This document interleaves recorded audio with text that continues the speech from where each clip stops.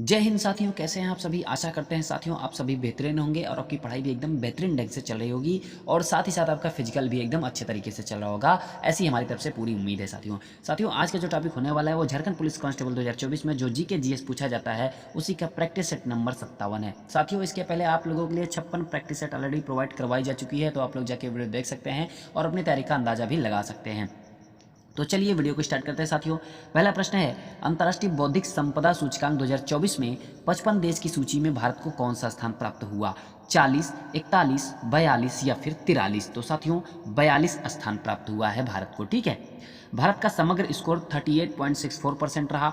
इस वर्ष इस सूचकांक का यह 12वां संस्करण है साथियों। अंतर्राष्ट्रीय बौद्धिक संपदा सूचकांक को यूएस चैम्बर ऑफ कॉमर्स द्वारा जारी किया जाता है।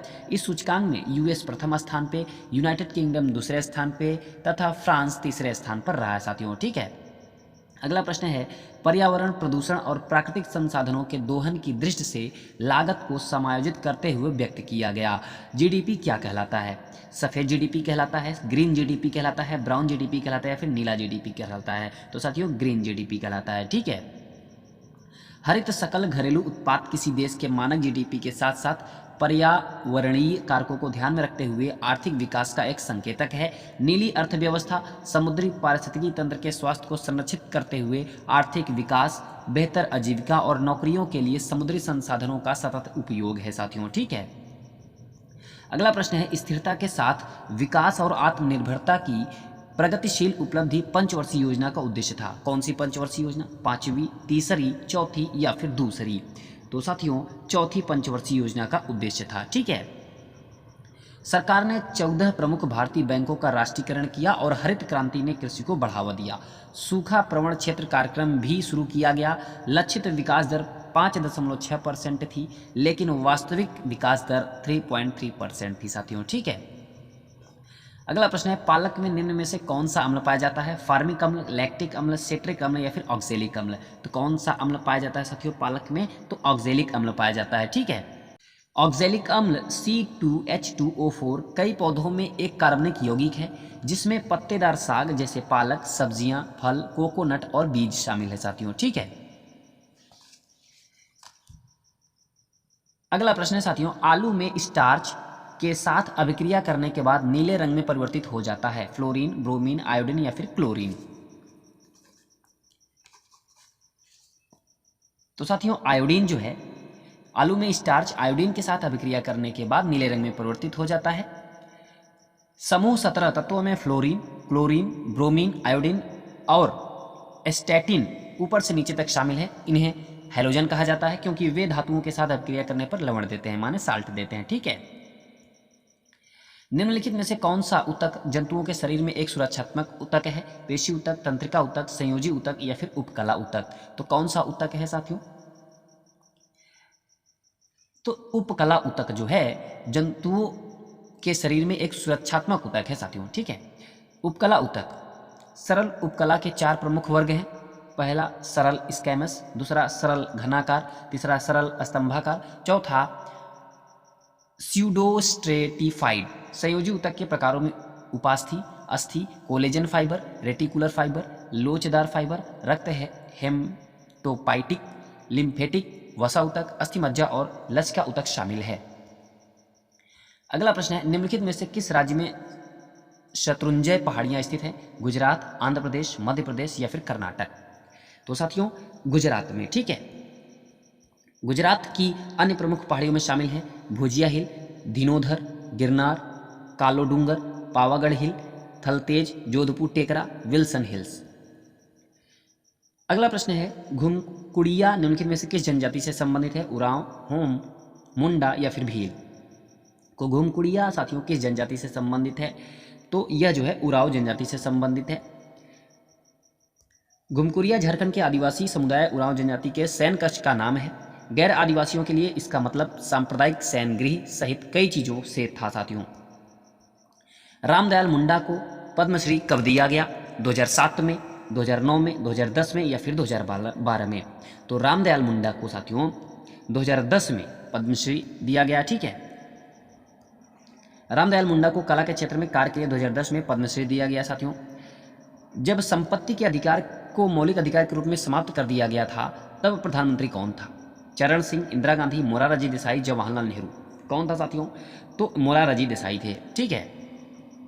संपत्ति के अधिकार को 44वें संविधान संशोधन अधिनियम 1978 के द्वारा मौलिक अधिकारों की सूची से हटा दिया गया और अनुच्छेद 300A के तहत कानूनी अधिकार में परिवर्तित कर दिया गया था। भारतीय संविधान में मूलतः अनुच्छेद थे 395, 385, 365 या फिर 375। तो मूलतः जो अनुच्छेद थे वो कितने थे? तो साथियों 395 अनुच्छेद थे। संविधान के मूल पाठ में 22 भागों और 8 अनुसूचियों में 395 अनुच्छेद शामिल थे तथा अब 25 भागों और 12 अनुसूचियों में 448 अनुच्छेद हैं साथियों। ठीक है, याद रखिएगा। मार्च 2024 में नेपाल सरकार ने आधिकारिक रूप से किसे अपनी पर्यटन राजधानी घोषित किया है? पोखरा, काठमांडू, भक्तपुर, ललितपुर। तो किसे किया है? पोखरा को किया है साथियों। पोखरा नेपाल के गंडकी प्रांत का एक महत्वपूर्ण नगर है। इसे अन्नापूर्ण पर्वत श्रृंखला का प्रवेश मार्ग भी कहा जाता है। पोखरा को विभिन्न झीलों का घर भी कहा जाता है साथियों। ठीक है। भारतीय संविधान में निम्नलिखित में से किस शब्द का उल्लेख नहीं है? धर्मनिरपेक्ष, गणतंत्र, संघवाद, समाजवादी। तो साथियों संघवाद का उल्लेख नहीं है। सरकार की एक प्रणाली है जिसमें शक्तियों को सरकार के 2 या 2 से अधिक स्तरों जैसे केंद्र और राज्यों अथवा प्रांतों के बीच विभाजित किया जाता है। गणतंत्र राज्य का प्रमुख देश की जनता द्वारा चुना जाता है। समाजवादी एक लोकतांत्रिक समाजवाद जहां सार्वजनिक और निजी दोनों क्षेत्र समाजवादी लक्ष्यों की दिशा में एक साथ कार्य करते हैं। रिक्त स्थान है। फिर ने दलित समुदाय के अधिकारों के लिए लड़ाई लड़ी। किसने? सुभाष चंद्र बोस ने, बिपिन चंद्र पाल, भीमराव अंबेडकर, कृष्णजी गोपाल कर्वे। तो साथियों भीमराव अंबेडकर ने दलित समुदाय के अधिकारों के लिए लड़ाई लड़ी। ठीक है। अंबेडकर ने मजदूरों और किसानों के अधिकारों के लिए संघर्ष किया। 1920 के दशक के अंत और 1930 के दशक की शुरुआत में उन्होंने अपनी इंडिपेंडेंट लेबर पार्टी बनाई थी। निम्नलिखित भारतीय क्रांतिकारियों में से किसने जर्मनी के सहयोग से अंग्रेजों के खिलाफ सशस्त्र विद्रोह की कल्पना की थी? प्रफुल्ल चाकी, अशफाकुल्लाह खान, खुदीराम बोस, बाघा जतीन।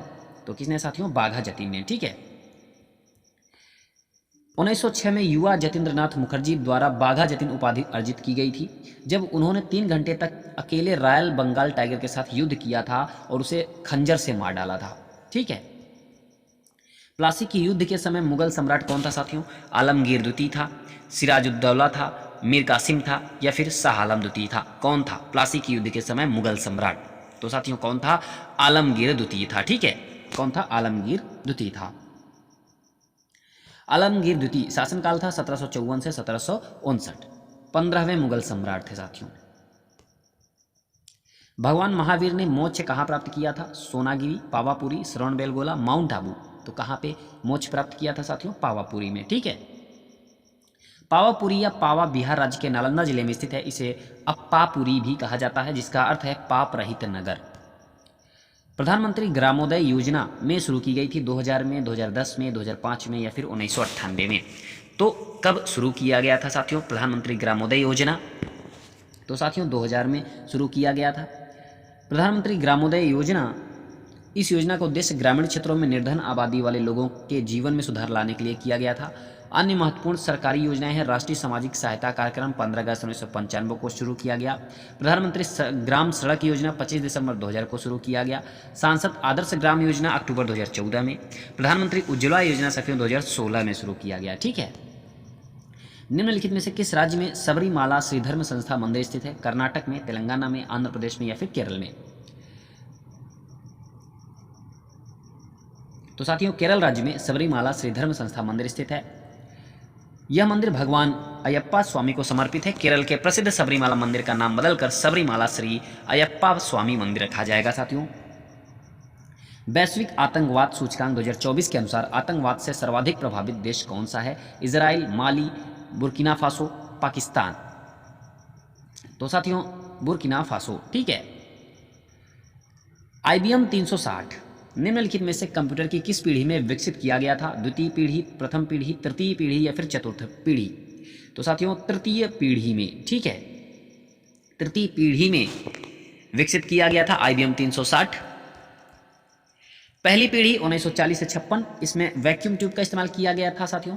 उदाहरण ENIAC electronic numerical integrator and computer, EDVAC electronic discrete variable automatic computer, EDSAC electronic delay storage automatic calculator, UNIVAC universal automatic computer, IBM 701, IBM 650 आदि। ठीक है।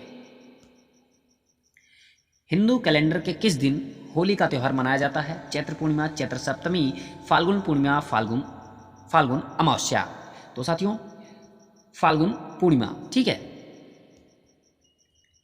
यह त्यौहार 2 दिनों तक मनाया जाता है। पहला दिन होलिका दहन या छोटी होली जिसे बोलते हैं, दूसरा दिन है रंग वाली होली या धुलंडी या फगवा। ठीक है। भारत में राष्ट्रीय सांख्यिकी दिवस को मनाया जाता है 22 जून को, 15 जून को, 28 जून को या फिर 29 जून को। तो कब मनाया जाता है साथियों? 29 जून को मनाया जाता है भारत में राष्ट्रीय सांख्यिकी दिवस। ठीक है।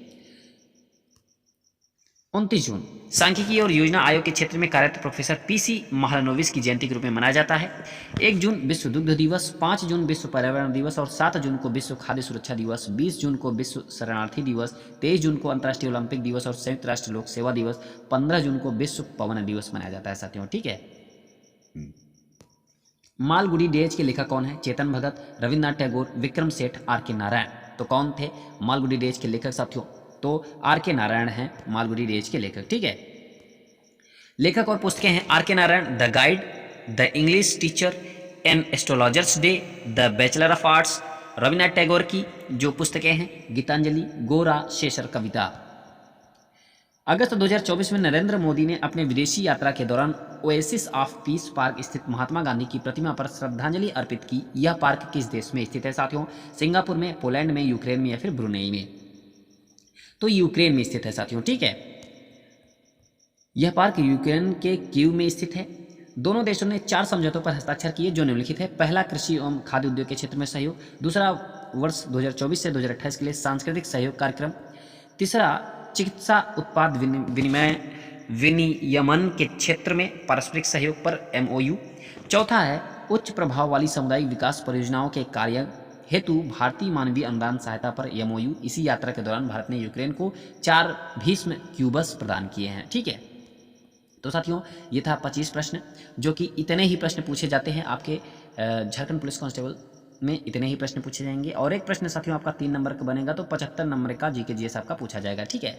तो साथियों कैसी लगी आप लोगों को वीडियो जरूर बताएगा। वीडियो पसंद आई हो तो एक लाइक और चैनल को सब्सक्राइब जरूर करेगा साथियों, और अपने साथियों तक शेयर जरूर करेगा। PDF साथियों आप सभी को टेलीग्राम चैनल पे मिल जाएगा, लिंक मैं डिस्क्रिप्शन में डाल दूंगा, वहाँ से आप लोग टेलीग्राम चैनल को ज्वाइन करेगा और PDF आपको आसानी से मिल जाएगा। ठीक है। तो साथियों तब तक मिलते हैं अगली वीडियो के साथ, तब तक के लिए जय हिंद, नमस्कार।